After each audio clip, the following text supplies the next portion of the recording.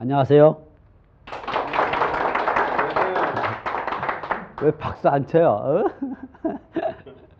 예, 우리가 이제 그 지분은 오늘 첫날인데 지분은 어떻게 발생하고 어떤 것이 있나 이렇게 이에 대해서 알아보겠는데요. 이 지분은 요즘 같은 경우는 이제 그 지분 경매에서만 발생하는 게 아니라 사실은 그 경매가 아닌 일반 물건에서도 많이 발생하고, 어떻게 보면 일반 물건을 잘 우리가 할 수만 따르면 이제 괜찮은 것 같아요. 왜냐면 우리가 살다 보면은 사람이 이 사망하게 되면 어떤 일이 발생해요? 상속. 왜 상속을 해요? 이 사람이 가지고 있을 때는 소유권으로서 가지고 있지만 이 사람으로서 이제 사망을 하게 되면 더 이상 자연인이 아니기 때문에 정말로 자연인이 되는 거예요. 우리가 법률적으로 자연인은 인격자가 돼야 되지만 이제 우리가 인생에서 사망을 하게 되면 정말로 자연인으로 돌아가는 거죠. 그래서 이렇게 사망을 하게 되면 상속이라는 제도가 생깁니다. 여러분, 이 상속을 하게 되면 배우자에게 1.5가 가고, 그리고 자녀에게 가는데, 이 자녀는 아들, 첫 번째 아들, 두 번째 아들, 세 번째는 딸, 이렇게 잇따르면 이런 사람한테는 1로 가죠. 그래서 이렇게 상속 지분이 되려면 전체의 합계를 분모해 놓고 4.5, 그리고 배우자는 1.5가 가는 거고 되는 거고, 이 아들들은 4.5분의 1씩 이렇게 지분 등기되게 되는 거죠. 근데 가끔 이렇게 상속되는 시점을 갖다가 등기 부분 상속 등기 날짜가 있죠.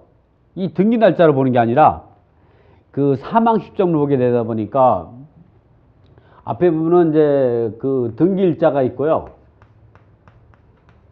여기에 보면 등기 원인이 있습니다. 바로 여기에 사망 시점이 되는 거고,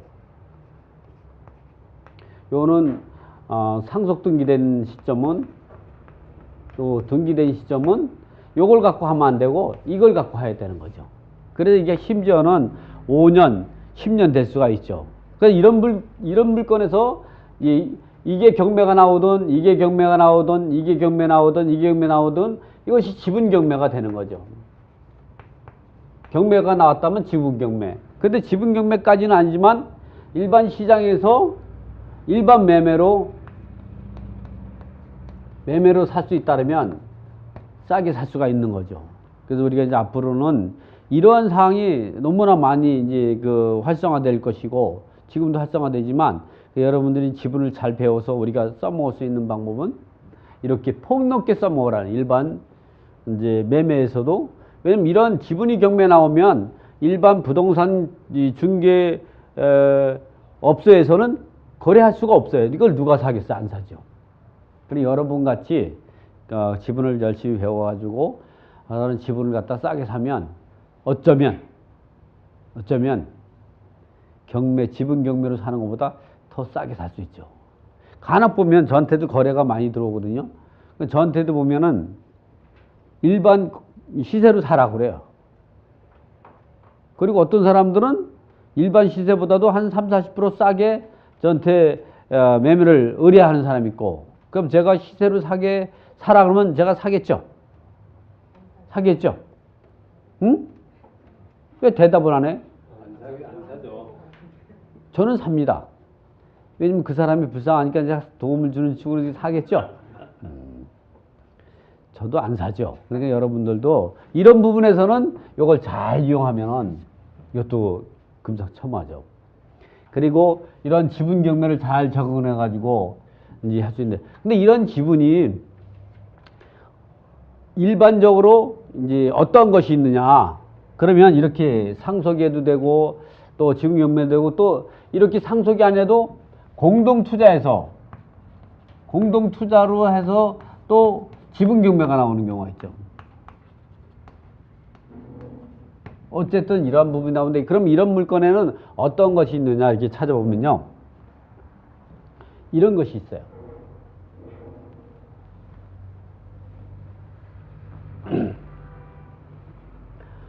그 전체가 이 그 주택에서 이제 그 지분 경매가 나오는 경우가 있죠. 주택.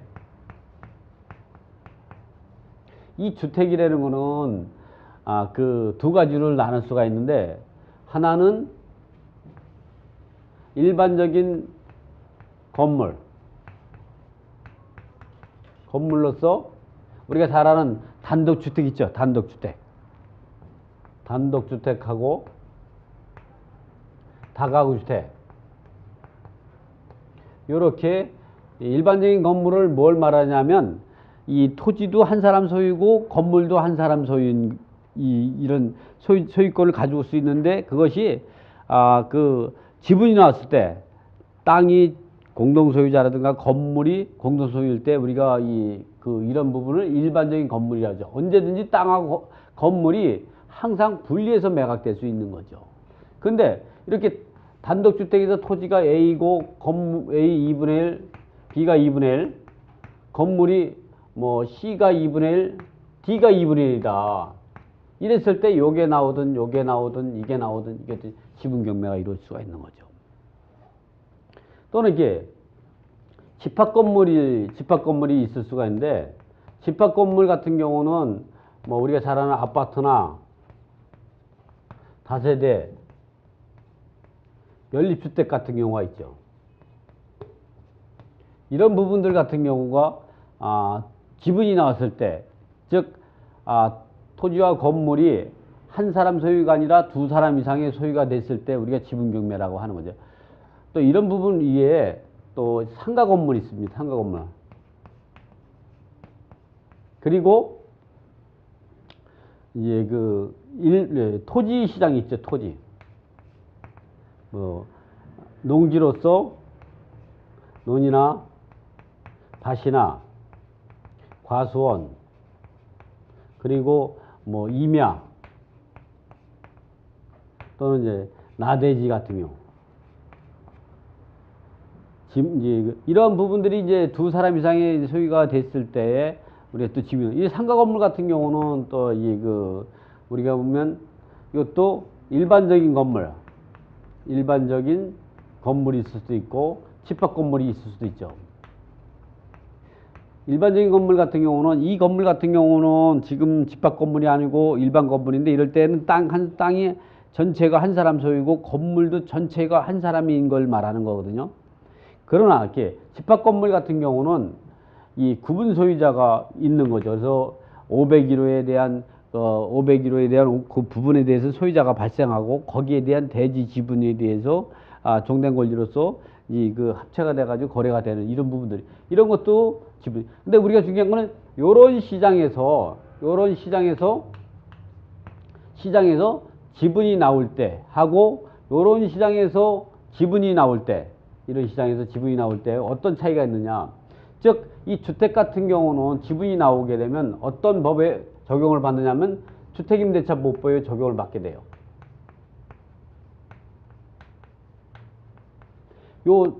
이 상가 건물 같은 경우는 상가 건물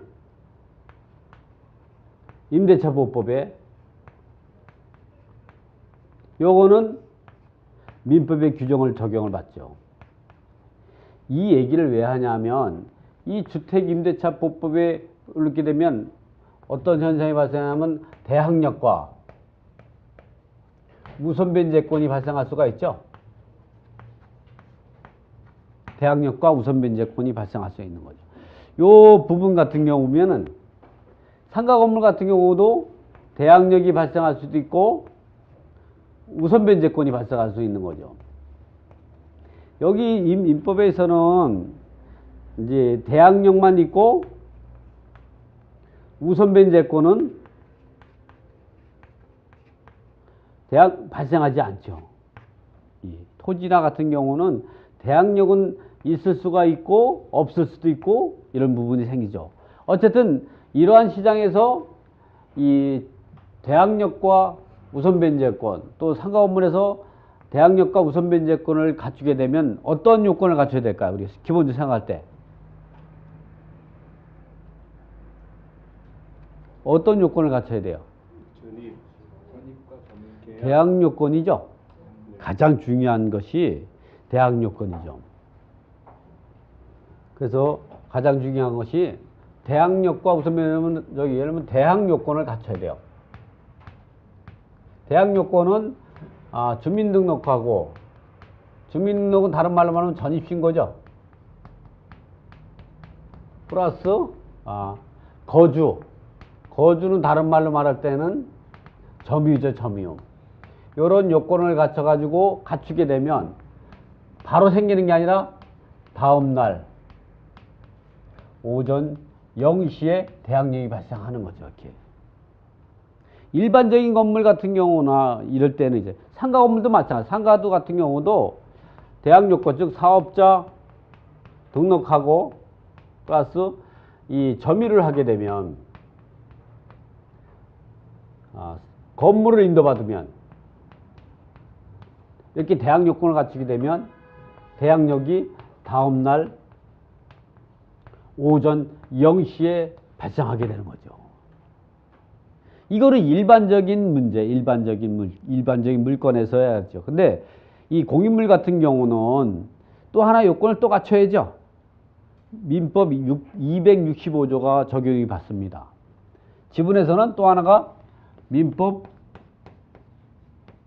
제 265조에 이게 무슨 내용이냐면 공유물의 관리 행위, 공유물의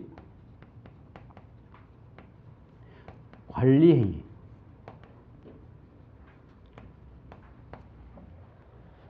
공유물은 두 사람 이상이 소유한 것을 말한다 그랬죠.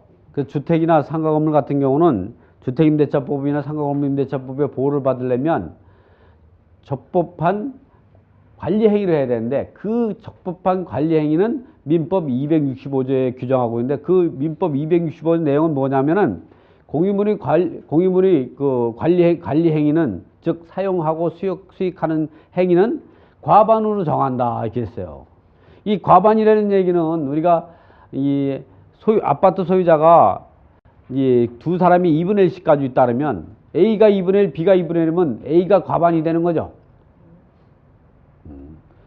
A는 50%에 불과한 거예요. 과반이 되면 50%에서 조금 넘어야 되니까 최소한 51%를 지분을 가지고 되니까 두 사람의 공동소유라고 그러면 전체의 동의를 얻어가지고 임대차 계약을 쓰지 않으면 그 효력은 이 불법 그 관리 행위가 되는 거죠. 민법 265조를 위반해 가지고 관리 행위를 하게 되는 거죠. 그래서 이런 경우는 대항력을 갖지 못합니다. 그러나 우리가 소유자가 이게 이제 지면이 좀 작아서 그런데 높이 쓰는데 제가 A가 3분의 1, B가 3분의 1, C가 3분의 1이다. 이럴 때에는 이 A와 B가 공동 임대인으로서 임대차 계약 쓰면 적법한 관리 행위를 할 수가 있게 되는 거죠. 그래서 우리가 공유물 같은 경우는 이 과반수 이상의 그 지분권자와 또는 과반수 이상이 동의를 얻어가지고 임대차 계약 쓰지 않으면 대항력이 발생하지 않는다는 거죠. 대항력. 그러면 소수 지분권자와 계약을 하게 되면 무슨 효력이 생기느냐? 계약서 쓴 당사자끼리 계약의 효력만 발생하게 되는 거예요. 그는 대항력이라는 건 뭐냐면 계약서 쓰지 않은 다른 사람 제3취득자에게도 종전의 임대차 계약을 주장할 수 있는 힘이거든요. 그렇지만 계약서 쓴 당사자끼리는 대항력이라는 표현을 쓰지 않죠.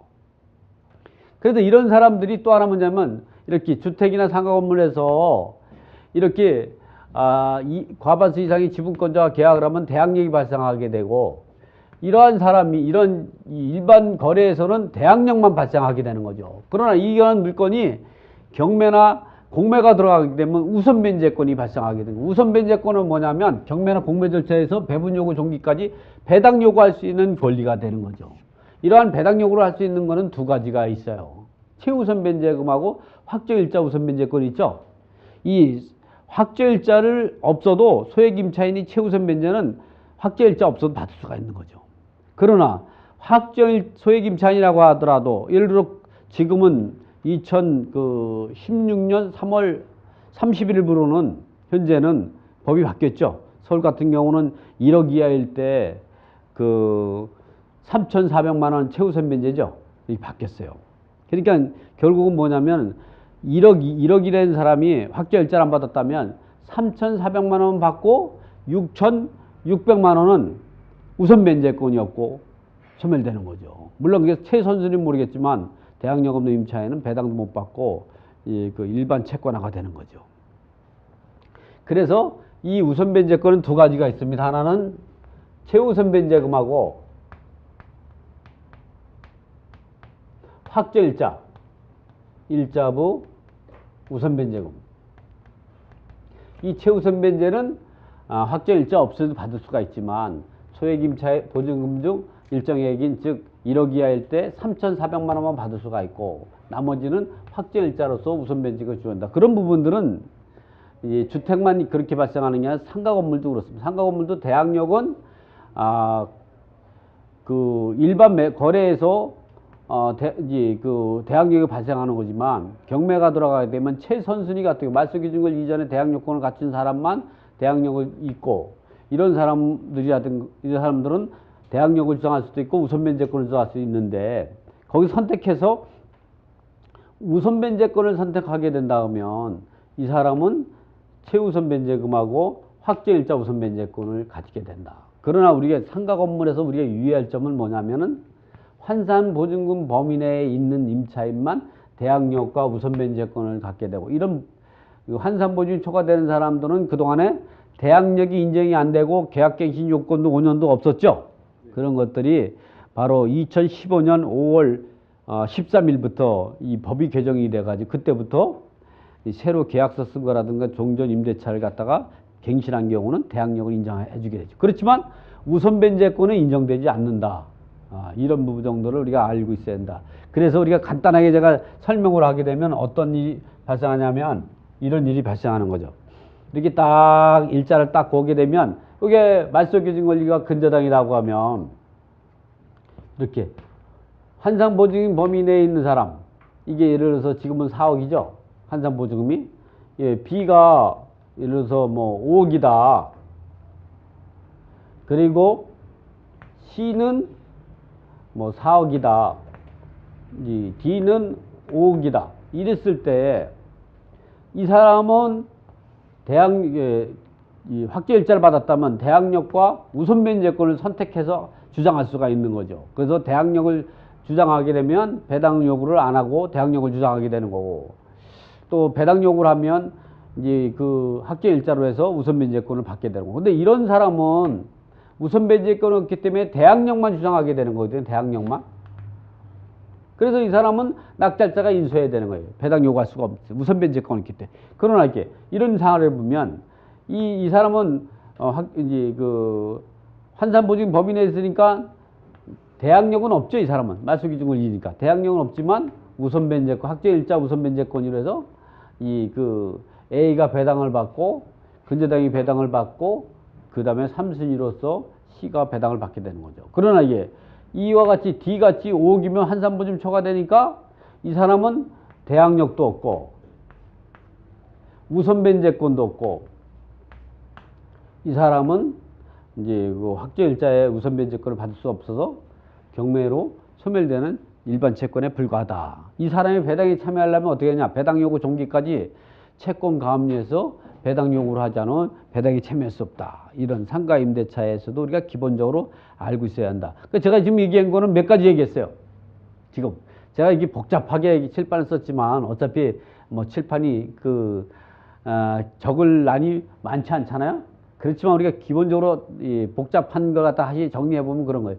지분은 어떤 것이 발생하냐. 지분은 이렇게 그 상속해서 상속 지분별로 이렇게 지분이 발생해 가지고 그 지분 일부가 경매로 나오는 경우도 있고 일반 매매로 거래되는 경우도 있지만 이렇게 공동 투자자들이 지분별로 투자해 가지고 가지고 있다가 그 지분 일부가 일반 매매 시장에 나오는 경우도 있고 지분 경매가 나오는 경우가 있다. 그런 부분들이 모두가 다 지분 경매에 해당이 된다.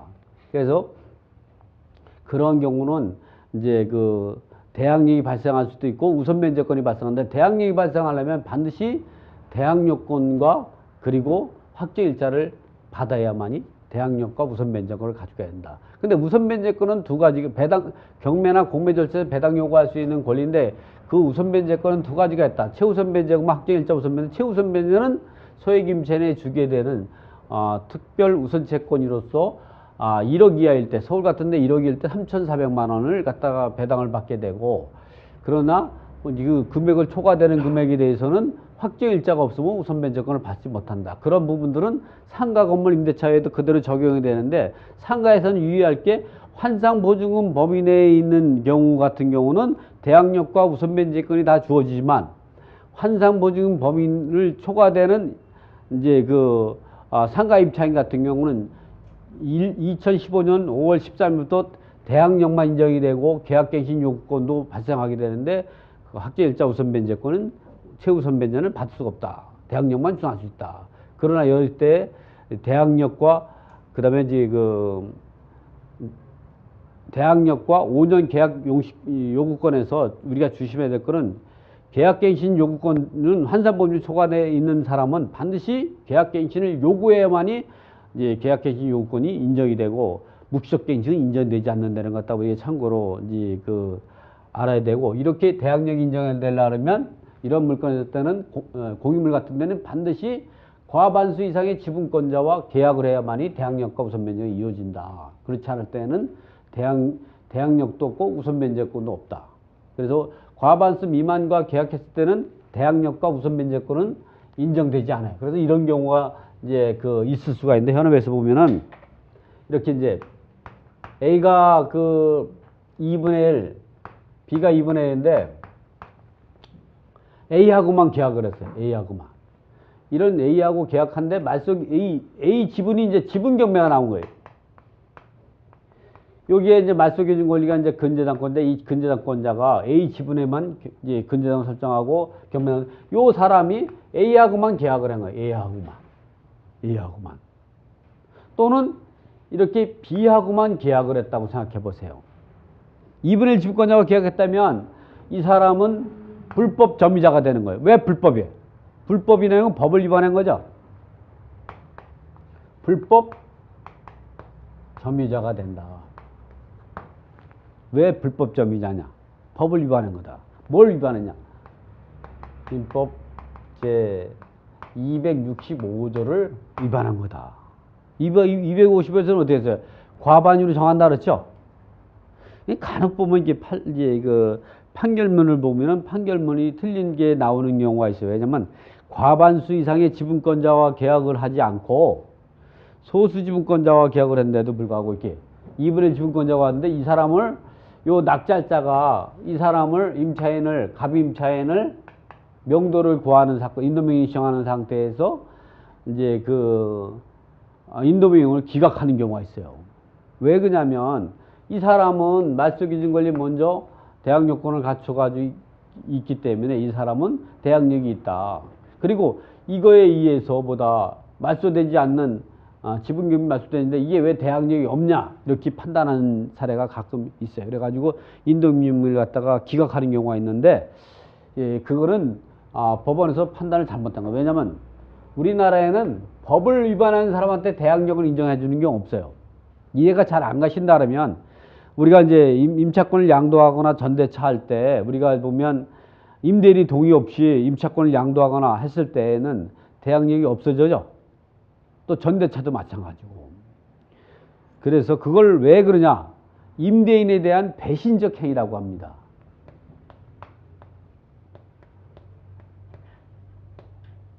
배신적 행위죠. 이럴 때는 임대인은 계약을 해지할 수가 있는 거죠. 이럴 때는 언제든지. 또는 이게 그 임대차 계약 기간 동안에 차임을 2기 이상 연체하게 된다. 주택은 2기죠. 상가는 얼마일까요? 상가는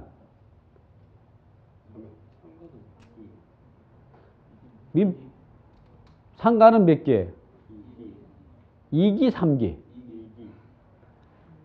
2기? 2기라는 신 무슨 들어보세요. 3기라고 하는 사람이에요. 3기죠. 2015년 5월 13일 날 법이 바뀌었어요. 그 이전에 2기였어요. 지금 법에 명시되어 있는 거예요, 지금은. 옛날에는 명시 안 돼가지고 민법에 규정을 지금 주택이든 상기든 차임을 2기 이상 연체하면 지금은 계약을 언제든지 해지할 수 있어요. 해지를 실정할 때는 최고 없이 계약을 해지할 수 있어요. 최고라는 거는 일정한 기간을 줘가지고 너 이때까지 해결하지 않으면 계약을 해지하겠다. 이게 내용증명이라든가 어떤 의사표시를 해야 되거든요. 근데 이거는 차임을 2기 연체할 때는 최고 없이 바로 그냥 계약을 해지 통지하면 즉시 계약이 해지가 되는 거죠. 이런 부분들이 이런 거죠. 그러나 이게 토지 같은 경우는 토지 시장에서는 그 대항력이 인정이 되는 경우도 있고 대항력이 인정이 안 되는 경우도 있고 또는 이제 그 우선 변제권은 발생하지 않아요.